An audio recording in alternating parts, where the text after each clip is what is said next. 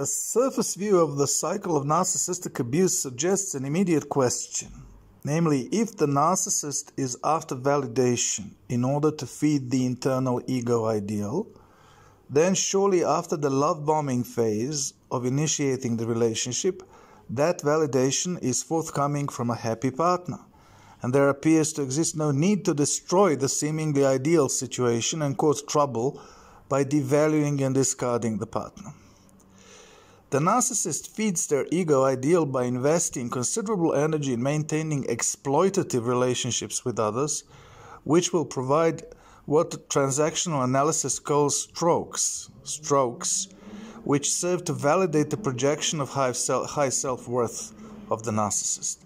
As the ego ideal is positioned inside the narcissist's psyche, the love bombing is inauthentic in the sense that the narcissist does not wish to make the partner happy. They invest a large amount of their own energy to attract the partner, but the partner's happiness arising from the narcissist's love bombing is not adequate validation for at least two reasons. First, the economy of gain and loss is disturbed for the narcissist because they invest considerable energy into an external relationship, and this in fact might mean in their interpretation that they are unworthy of being praised and validated unless they do something nice for the other person. Secondly, the narcissist needs validation that is not deserved through their investment of libido and social capital in the other people. They need validation which resembles adoration and is forthcoming even when the narcissist does nothing to please others. Only in this way will the narcissist feel that the ego ideal is so valuable that others react to it regardless of what the narcissist does or fails to do for them. The perspective of self-absorption and the constant quest to avoid narcissistic injury, which is a situation where external experiences, primarily the other people's reactions to the narcissist, reflect a limited valuation of the narcissist's personality and thus confirm the narcissist's own initial self-doubt, cause the narcissist to resort to the cycle of abuse, where the initial investment of energy to attract other people must turn into devaluation. Only once the other person is devalued and starts to suffer expecting the narcissist to return to the love-bombing phase will the narcissist validation commence. The other person has no reason to stay with the narcissist because the narcissist abuses them. However, the person stays. Ergo, the narcissist ego is so valuable that the other person cannot do without the narcissist. In most cases, this dynamic escalates to the point where the narcissist senses that the increased deprivation of affection that they inflict on their partner is pushing the partner away and will eventually cause them to leave the narcissist. At that point, to prevent the other person's leaving, the narcissist will discard their partner first, usually by leaving them without an explanation or opportunity for psychological closure. In many cases, the narcissist in plural, complete the discarding process after they have already found another partner first. And this allows them both to bridge the gap between the two relationships and the discomfort of a romantic breakup, and at the same time to additionally injure the current partner by letting them know that there has been someone else in their lives for a while before the actual breakup with the current partner. The same dynamics apply in other types of relationships the narcissist enters into, where validation is the key driver for the relationship, while the expectations in the other party are elicited through a strategy of manipulation, only to be failed in the end and used to extract additional validation through the typically adverse reaction by the manipulated party once the narcissist discards the other person or the narcissistic discard has already taken place.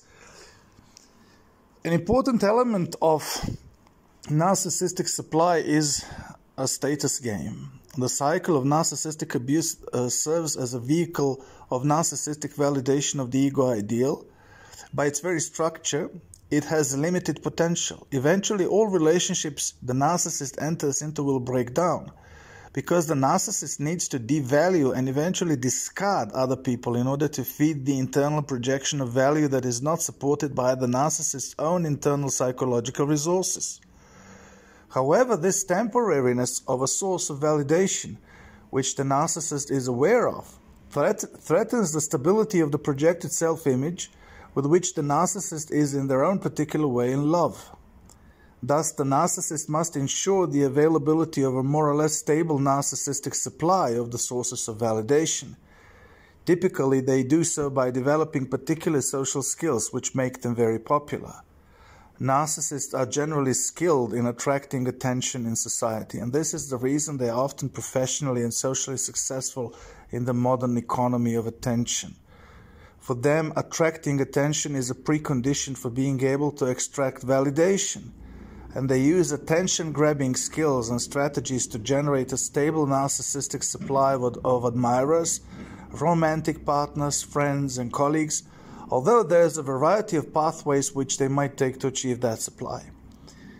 The actual dynamics of obtaining narcissistic supply by the narcissist include two general strategies: admiration-seeking and rivalry. In a competitive society of today, both strategies conduce to socially acceptable self-promotion, and this enables the narcissist to establish a status which in the hierarchically structured society is a guarantee of stable supply of sources of validation. The status entails entitlement, and entitlement normatively extracts validation by those who accept the same social values. Narcissists are thus often individuals with a relatively high social status who exhibit a low level of tolerance when their entitlement to respect by others is not met adequately.